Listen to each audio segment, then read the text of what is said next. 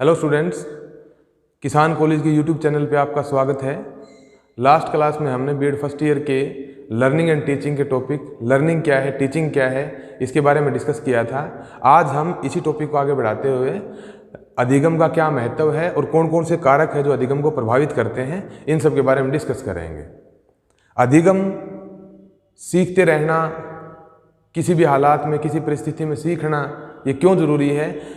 क्योंकि जीवन को आगे बढ़ाने के लिए, प्रोग्रेसिव रहने के लिए हमें सीखते रहना ज़रूरी है।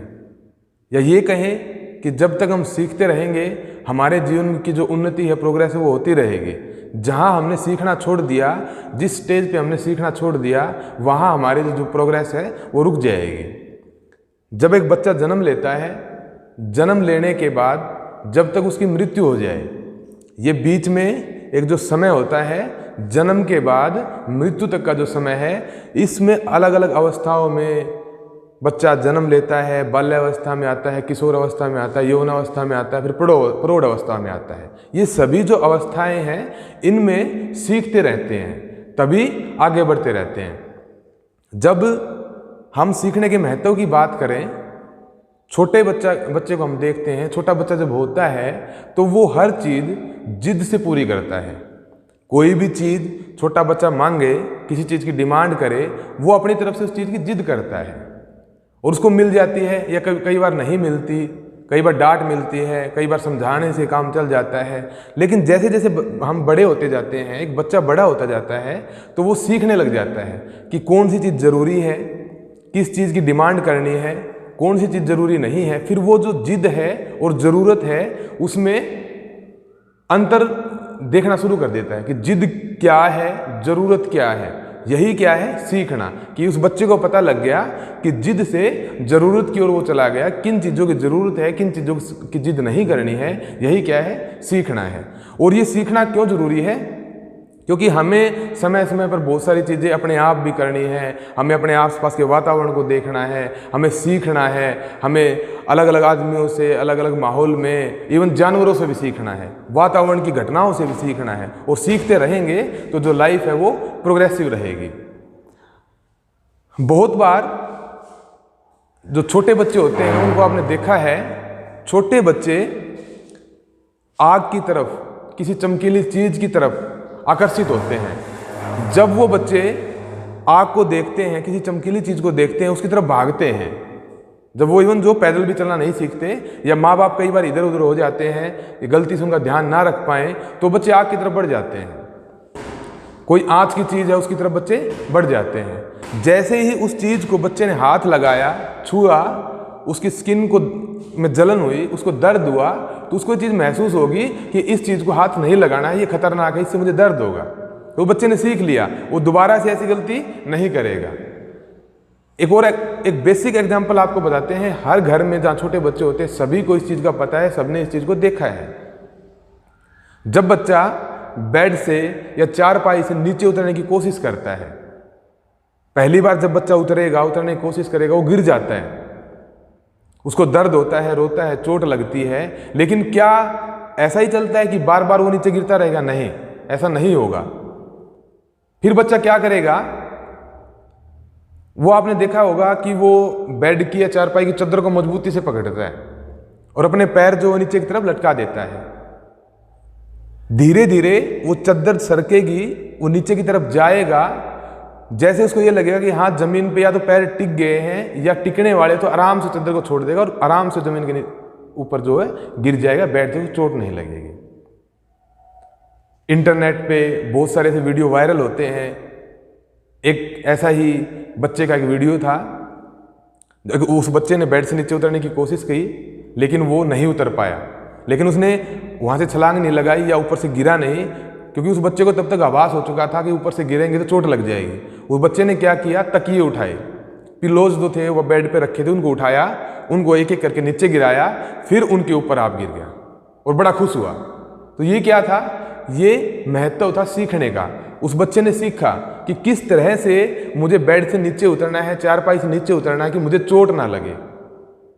सीखते रहेंगे। आपने देखा है, मनुष्य और समाज, मनुष्य और समाज, मनुष्य जो है ये मिलके समाज का निर्माण करते हैं। इसके बीच में एक महत्वपूर्ण कड़ी होती है, वो है अधिगम। जब हम समाज के निर्माण की तरफ बढ़ते हैं, जब हम समाज में अपने दैनिक क्रियाकलाप करते हैं, तो हमें किस तरीके से काम करना है कि हमारी समाज में छवि अच्छी बने, किस तरीके से हमें काम करना है, किसी दूसरे को हमारे काम से नुकसान ना हो, किस तरीके से हमने समाज में अपने जो दैनिक जीवन को आगे बढ़ाना है जिससे समाज की प्रतिष्ठा बढ़े और हमारी भी प्रतिष्ठा समाज में बढ़े। उसके लिए ज़रूरी क्या है? अधिगम। हमें अलग अलग परिस्थितियों में सीखना है, हमें किस तरीके से व्यवहार करना है, हमें छोटों से कैसे बात करनी है, हमें बुजुर्गों से कैसे बात करनी है, हमें अपने माता पिता से कैसे बात करनी है, हम जहाँ काम करते हैं, हमारा वर्किंग प्लेस है या जहाँ हम पढ़ते हैं, वहाँ हमने किस तरह का व्यवहार शो करना है, कैसा अपने बिहेवियर को रखना है। यही क्या है? सीखना है। यही है सीखने का महत्व। अगर हम अच्छे से सीखते रहेंगे तो हम हर परिस्थिति में अपने आप को ठीक रख पाएंगे। यही सीखना है अच्छे तरह। ये सीखने की जो विलक्षणता जो होती है, जो सीखने का एक महत्वपूर्ण गुण होता है, ये होता तो जानवरों में भी है, लेकिन उनको किसी पर्टिकुलर काम के लिए, किसी विशेष काम के लिए प्रशिक्षित किया जाता है। लेकिन आदमी जो होता है वो ऐसा नहीं कि सिर्फ प्रशिक्षित किया जाता है, वो अपने आप को ठीक रखने के लिए, अपनी प्रतिष्ठा के लिए, समाज की भलाई के लिए, अपने दैनिक जीवन को ठीक चलाने के लिए सीखता है। चीज़ों को अध्ययन करने के लिए सीखता है, चीज़ों को देखने के लिए, चीज़ों के लिए अपना नज़रिया बनाने के लिए, चीज़ों को समझने के लिए सीखता है। और यही एक इंसान में और जानवर में अंतर है कि हम जीवन को सुगमता से जीने के लिए, अच्छे से आगे बढ़ाने के लिए सीखते हैं। हमें एक प्रशिक्षण तो इंसान को भी चाहिए, वो किसी पर्टिकुलर विषय में होता है, लेकिन हम ये नहीं कह सकते कि इंसान को सिर्फ प्रशिक्षित किया जाता है। नहीं, जानवर को ही सिर्फ प्रशिक्षित किया जाता है। इंसान अपने आप भी सीखता है। प्रशिक्षित वो किसी पर्टिकुलर विषय के लिए होता है। जैसे टीचर ट्रेनिंग कोर्स है, ये प्रशिक्षण है एक अध्यापक बनने के लिए। ITI का, पॉलिटेक का कोई कोर्स है, वो प्रशिक्षण है। लेकिन हमें बड़ों से कैसे बात करनी है, छोटों से कैसे बात करनी है, हमें खाना कैसे है, हमारा स्वास्थ्य कैसे ठीक रखना है, हमें सोना किस टाइम है, हमें कितना सोना है, कितना खाना है, क्या खाना है, ये हम समझते हैं सीखते हुए, किताबों से पढ़ते हुए, अपने अध्यापकों से पूछते हुए, उनके दिए हुए ज्ञान को समझते हुए, अपने माता पिता से सीखते हुए हम ये चीज़ें सीखते चले जाते हैं और हम इन चीज़ों को अपने दैनिक जीवन के साथ जोड़ते चले जाते हैं और अपने जीवन को ठीक करते चले जाते हैं। ये तो बात हुई सीखने का महत्व, कि सीखने का महत्व क्या है, हम सीखते क्यों हैं, सीखना क्यों ज़रूरी है। तो ये कहें कि जब तक सीखेंगे नहीं, ज़िंदगी नहीं बढ़ेगी। हम सीखते रहेंगे तो ज़िंदगी प्रोग्रेसिव रहेगी। जहाँ सीखना छोड़ दिया वहाँ ज़िंदगी की प्रोग्रेस रुक जाएगी। ये बहुत ही सही बात है। तो सही ढंग से जीने के लिए सीखना बहुत ज़रूरी है। आगे अगर हम बात करें, अगला इसी का टॉपिक है अधिगम को प्रभावित करने वाले कारक। हम चीज़ों को सीखते हैं, हम चीज़ों को समझते हैं। अब बहुत सारी ऐसी चीज़ें हैं जो हमारे सीखने को बाधा पहुंचाती हैं, हमारे सीखने में रुकावट पहुंचाती हैं। उनको क्या बोलेंगे? सीखने को प्रभावित करने वाले कारक। ये जो कारक है सीखने को प्रभावित करने वाले, ये कई तरह के होते हैं। जैसे जो सीखने वाला है उसके व्यक्तिगत कारक होते हैं, वातावरण है, अध्यापक है, सीखने की सामग्री है, सीखने वाले की उम्र है, सीखने वाला जहाँ रहता है उसकी भौगोलिक परिस्थितियाँ हैं, राजनीतिक देश के हालात हैं। ये बहुत सारी ऐसी चीज़ें हैं जो सीखने को प्रभावित करने वाले कारक होते हैं। तो अगर हम बात करें कारक की, तो सबसे पहला कारक है परिपक्वता, मैच्योरिटी। जो जितना परिपक्व होगा, मानसिक रूप से जो जितना तैयार होगा, और परिपक्वता जो है वो जन्म के बाद समय के साथ बढ़ती चली जाती है, उम्र के साथ बढ़ती चली जाती है, सीखने के साथ बढ़ती चली जाती है परिपक्वता। जब छोटे बच्चे को स्कूल में भेजते हैं तो कभी ऐसा नहीं होता जाते ही उसको सेंटेंस सिखाना सीख दे, जाते ही उसको जोड़ के घटा के सवाल करवाना सीख दे, ऐसा कभी नहीं होता। पहले उसको अल्फ़ाबेट सिखाए जाते हैं, ABCD सिखाई जाती है, उनकी पहचान करवाई जाती है, उस 1 2 3 ये जो गिनती होती है ये सिखाई जाती है। फिर इनको 1 अंक की संख्या जोड़नी है, 2 अंक की संख्या जोड़नी, घटानी है, 1 अंक की 2 अंक की जो संख्या है उनका भाग गुणा करनी है, ये सिखाई जाती है। उसके बाद वो आगे की तरफ बढ़ता है। मतलब वो सीखता चला जाएगा, सरलता से सीखेगा और कठिनाई की तरफ बढ़ता चला जाएगा। सरल चीज़ों को सीखते हुए कठिनाई की तरफ बढ़ता चला जाएगा। वो कठिनाई की तरफ कब बढ़ेगा? जब वो परिपक्व हो जाएगा। वो कब होगा? जब उसकी उम्र बढ़ती चली जाएगी, सोचने की, समझने की, रीजनिंग की जो उसकी पावर है, जो अक्षमता है, वो बढ़ती चली जाएगी। उसके साथ वो बच्चा सीखता चला जाएगा। परिपक्वता सबसे महत्वपूर्ण कारक है कि जब तक हम परिपक्व नहीं होंगे तब तक अच्छे से नहीं सीख पाएंगे। शारीरिक असमर्थता एवं दोष, ये सीखने को प्रभावित करने का व्यक्तिगत कारक है। दो तरह के बच्चे हैं क्लासरूम में। शारीरिक रूप से समर्थ बच्चे हैं, बिल्कुल ठीक ठाक बच्चे हैं। कुछ बच्चे ऐसे होते हैं जो जन्म से ही असमर्थ है या शारीरिक रूप से वो कोई शरीर का अंग जो उनका है वो ठीक नहीं है। तो ये सीखने को प्रभावित करने वाला कारक है।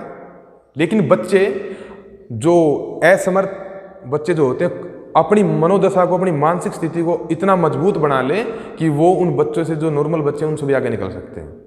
लेकिन ये दोष है।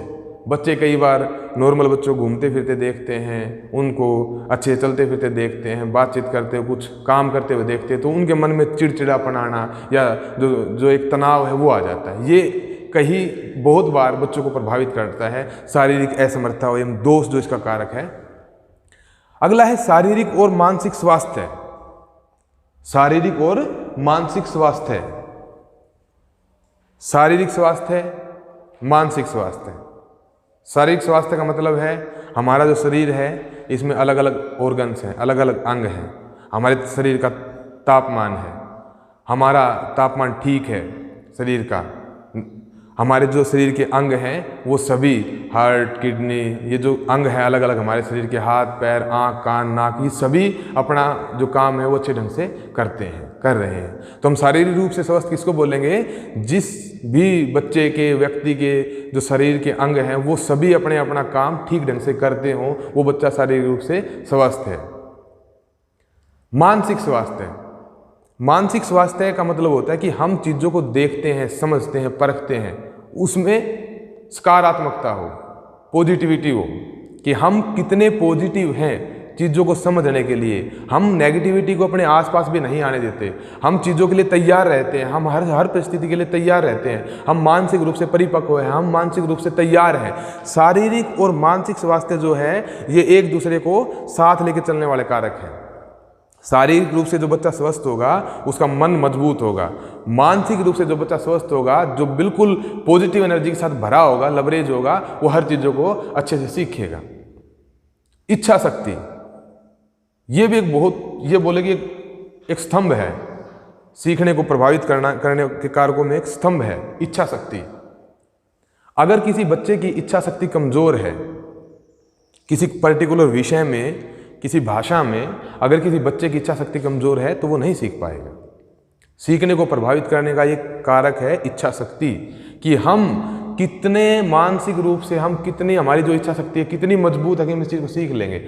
आपने बहुत बार देखा होगा कि अलग अलग बच्चे क्या बोलते हैं, अध्यापक के सामने बोलेंगे या माता पिता के सामने बोलेंगे, अपने दोस्तों के सामने बोलेंगे कि जी हमें हिंदी नहीं आती, हमें इंग्लिश समझ में नहीं आती, हमें मैथ नहीं समझ में आता, हमें हिंदी की व्याकरण समझ में नहीं आती, हमें साइंस की रिएक्शन समझ में नहीं आती, या हमें साइंस ही समझ में नहीं आती।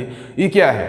उन बच्चों ने ये सोच लिया कि हम इन चीज़ों को नहीं सीख सकते, हमारी इच्छा शक्ति मजबूत नहीं है। ये है इच्छा शक्ति का एक होना, हमारे अंदर एक इच्छा शक्ति का होना बहुत जरूरी कि हम हर चीज़ को सीख सकते हैं।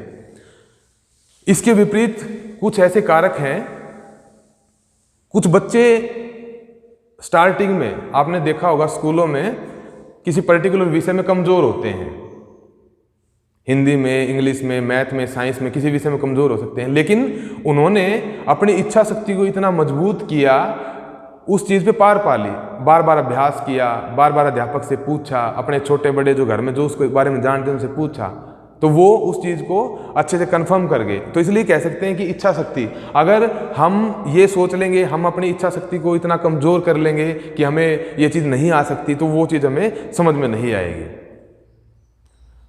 भोजन एवं पोषक आहार,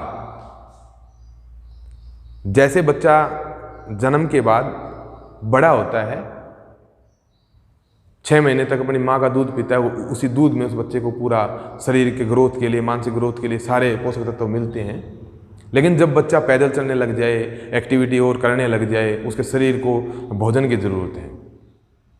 अच्छा, जितना अच्छा भोजन उम्र के साथ साथ जो डाइट प्लान जो होता है, जो पोषक तत्व जो ज़रूरी होते हैं उम्र के साथ साथ जितने जिस मात्रा में ज़रूरी होते हैं, अगर वो बच्चे को मिलते रहेंगे तो ये कन्फर्म है कि उसका शारीरिक स्वास्थ्य के साथ साथ मानसिक स्वास्थ्य है वो भी बना रहेगा। अलग अलग पोषक तत्व हैं, विटामिन्स हैं, ABCD और प्रोटीन्स हैं, मिनरल्स हैं, ये सारी चीज़ें हमें भोजन से मिलती है, अलग अलग तरह के भोजन से मिलती हैं। अगर वो भोजन मिलता रहेगा तो वो विटामिन्स की, प्रोटीन्स की, वसा की, इन चीज़ों की हमारे शरीर में कमी नहीं होगी, तो हमारे शरीर का शारीरिक के साथ साथ मानसिक विकास भी होता रहेगा। तो अच्छे स्वास्थ्य के लिए, अच्छे शारीरिक स्वास्थ्य के लिए, अच्छे मानसिक स्वास्थ्य के लिए हमें भोजन और पोषक आहार की ज़रूरत है।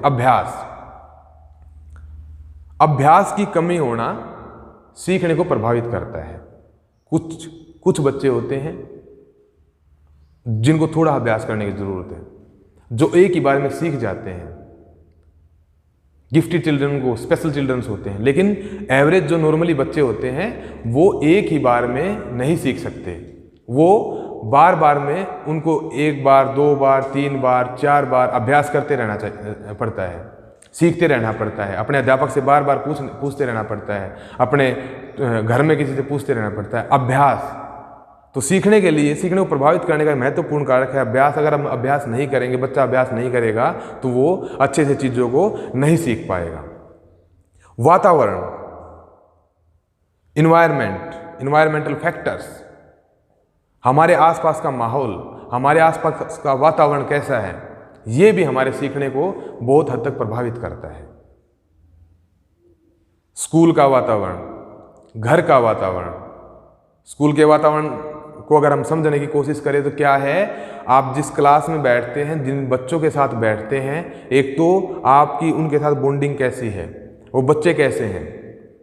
कई बार बहुत ही शरारती बच्चे क्लास में होते हैं, एक तरफ एक आध बहुत शरीफ बच्चा क्लास में होता है, वो उस बच्चे को तंग करते हैं। देखा होगा ना कि बच्चे किसी एक पर्टिकुलर बच्चे से भी डर जाते हैं स्कूल में, वो उनके साथ शरारत करते हैं, तो वो सारा दिन डिस्टर्ब रहते हैं। तो उनको जो आपस का जो वातावरण है, आपस का जो माहौल है, वो अच्छा नहीं है। अगर ऐसा कहीं कुछ है तो तुरंत बच्चे को इस चीज़ की शिकायत अपने अध्यापक से, अपने माता पिता से करनी चाहिए कि हमें क्लास में इस तरीके से तंग किया जाता है। तो अगर ऐसा कहीं है तो बच्चा ठीक से नहीं सीख पाएगा। क्लासरूम के वातावरण की अगर हम बात करें, क्लासरूम की जो लाइट है, ये वातावरण एक कारक है कि जहाँ बच्चे बैठते हैं वहाँ उचित रोशनी नहीं होगी तो अच्छे से नहीं सीख पाएंगे, आंखें कमज़ोर हो जाएगी। हवा, गर्मी अगर है तो पंखे जो हैं वो ठीक ठाक लगे हो, हवा बच्चों को लगती हो। और बहुत सारी चीज़ें हैं, बोर्ड जो है, हार्ड बोर्ड जो लगा होता है या जिस बोर्ड बच्चे लिखते हैं वो बच्चों को ठीक से विजिबल हो, वहाँ उस पर जो लिखी होती है चीज़ें ठीक ठाक से दिखाई देती हो। ये भी क्लासरूम का एक वातावरण है। घर का वातावरण, घर का माहौल, घर का वातावरण अगर बच्चे को मिले ऐसा कि घर में हर समय लड़ाई रहती है, शोर शराबा रहता है, बहुत लाउड म्यूजिक बजता है, कोई पढ़ने वाला बच्चा है वो बार बार डिस्टर्ब होता है, तो घर में ऐसा वातावरण हो जब बच्चा पढ़ाई करे, जब बच्चा सीखे तो उसको किसी तरह की डिस्टर्बेंस ना हो, वो विचलित ना हो पाए, बहुत तेज़ साउंड ना आए, आप बहुत तेज़ में आवाज़ ना कर रहे हो, बार बार उसके पास कोई आए जाए ना, उसको डिस्टर्ब करने वाला ना हो। अगर ऐसा है तो बच्चा नहीं सीख पाएगा। तो बच्चे को ये निश्चित कर लेना चाहिए अपने माँ बाप से, अपने माता पिता से कि हमें अलग से कोई कमरा चाहिए, अपनी जगह चाहिए जहाँ हम जिस टाइम 2 घंटे 5 घंटे जितनी देर भी हम पढ़े हमें कोई डिस्टर्ब ना करे। ये वातावरण ज़रूरी है। स्कूल का वातावरण इस चीज़ पर ज़रूरी है, घर का वातावरण भी ज़रूरी है। अध्यापक से संबंधित कारक, क्लासरूम में 2 स्टूडेंट और अध्यापक, स्टूडेंट्स और टीचर, ये 2 ही होते हैं जो इंटरेक्शन करते हैं अपने साथ, अपने आप एक दूसरे के साथ। तो जब बच्चे सीखते हैं किसी विषय में, किसी टॉपिक में, इसको प्रभावित करता है एक अध्यापक।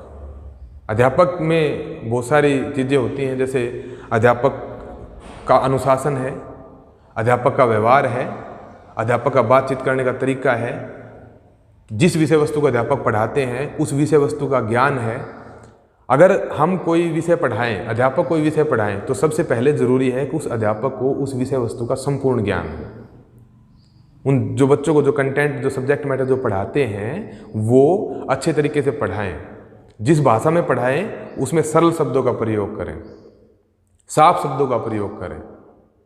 कम्युनिकेशन, एक टीचर के और स्टूडेंट के बीच का जो गैप है वो कम्युनिकेशन से कम होता है। कम्युनिकेशन स्किल्स जो होती हैं टीचर की, एक जो संप्रेषण की जो कलाएं अध्यापक में होती हैं कि वो बच्चों से बातचीत करे। अध्यापक को इवन इतनी गुणवत्ता होती है अध्यापक, संपूर्ण अध्यापक में, कि बच्चों का चेहरा देख के वो ये कंफर्म कर लेते हैं कि बच्चों को समझ में आया है या नहीं आया है। और ये ज़रूरी है, अध्यापक ये जानने की कोशिश करते रहें कि अगर बच्चों को समझ में नहीं आया तो उसके पीछे रीज़न क्या रहा है। कई बार अध्यापक की भी कमी रह जाती है थोड़ी बहुत, कि वो मुश्किल तरीके से समझा लें, कुछ बच्चों को ना समझ में आता हो।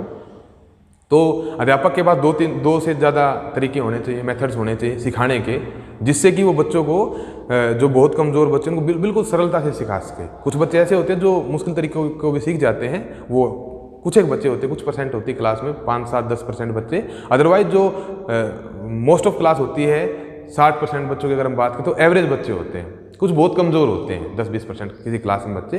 तो कमज़ोर बच्चों के लिए बहुत सरल आसान तरीका है, एवरेज बच्चों के लिए ठीक ठाक तरीके जो समझ में आ जाए 1-2-3 बार समझाने से, और मुश्किल तरीका भी 1-5-7 बच्चे जो उसको समझ जाते हैं। तो ये तरीके अलग अलग होने चाहिए कि आप एक ही सवाल को, आप एक ही कंटेंट मैटर को कितने तरीके से बता सकते हैं, कितने तरीके से समझा सकते हैं। ऐसा व्यवहार रखें कि क्लास में जो जिन बच्चों को नहीं समझ में आता है तो वो भी आपसे बार बार पूछने की चेष्टा करें। अपने आप को इस तरीके से बच्चों के सामने प्रदर्शित करें कि ये ना हो कि बच्चों को ना समझ में आया, बच्चा डर जाए, वो आपसे पूछे ही ना। आपसे कोई पूछा, आपने धमका दिया हो तो दोबारा बच्चा पूछने की हिम्मत ना करे। या इतने बच्चों के साथ फ्रेंडली हो जाएं, इतने पढ़ाते टाइम, हम फ्रेंडली वर्ड का हमने यूज किया है, इसका मतलब ये है कि पढ़ाई के मामले में, सब्जेक्ट के मामले में, ज्ञान के मामले में फ्रेंडली हो जाएं। फ्रेंड का मतलब क्या होता है कि हम अपनी सारी बातें फ्रेंड से शेयर कर लेते हैं। तो पढ़ाई के मामले में आप बच्चों के साथ फ्रेंडली हो जाएं। इस शब्द को मैं दोबारा बोल रहा हूँ, पढ़ाई के मामले में इतने फ्रेंडली हो जाएं कि वो आपको अपना दोस्त समझे, और वो चीज़ जो ना समझ में आई वो आपसे 2 या 3 बार भी पूछने की हिम्मत करें, डरे नहीं आपसे, क्लासरूम से बाहर भी पूछ ले। तो ये अध्यापक से संबंधित कुछ कारक हैं। तो इनका ध्यान अध्यापक को रखना है कि वो किस तरीके से कम्युनिकेट करते हैं, किस तरीके से बच्चों के साथ बातचीत करते हैं। फिर है भौगोलिक स्थिति। किसी भी जगह पे जहां हम रहते हैं उसका भौगोलिक वातावरण, उसकी भौगोलिक स्थिति। हम अपने देश, अपने भारत की बात करें, पंजाब, हरियाणा, लेह लद्दाख, जम्मू कश्मीर, केरल, कर्नाटक, अलग अलग हमारे ये क्या हैं, राज्य हैं, अलग अलग हमारे देश की जगह हैं, और हर भौगोलिक स्थिति के हिसाब से सभी अलग हैं। जैसे हमारे यहाँ हरियाणा में, पंजाब में प्लेन जगह हैं, पहाड़ बहुत कम है। जम्मू कश्मीर में, हिमालयन रीजन में पहाड़ हैं बहुत ज़्यादा, उनका क्लाइमेट भी अलग है, वहाँ बर्फ़ होती है, बर्फ़ गिरती है। या चिरापुंजी जैसे वहाँ एरिया, वहाँ पे बहुत ज़्यादा बारिश होती है।